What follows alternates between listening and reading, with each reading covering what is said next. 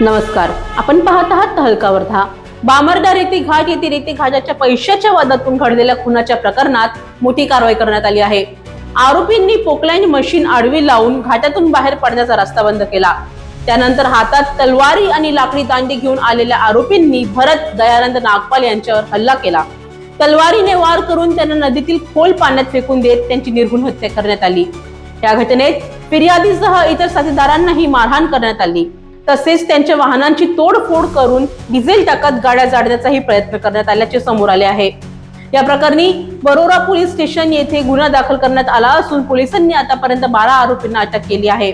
आरोपींमध्ये गीतेश सातपुते, प्रवीण वासेकर, प्रकाश कासारे, अजय इरपाचे, नितीन कांबडी, अक्षय खडसे, उदय वांदिले, अमोल कांबडी, सौरभ ठाकूर, सुनील झोरे, प्रफुल्ल उमाटे, अतुल माटघरे यांचा समावेश आहे।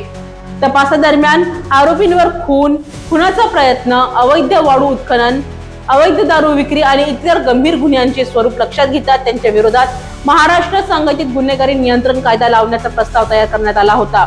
या प्रस्ताव मंजूर करण्यात आला असून आता आरोपींविरोधात मकोका अंतर्गत कार्यवाही सुरू आहे।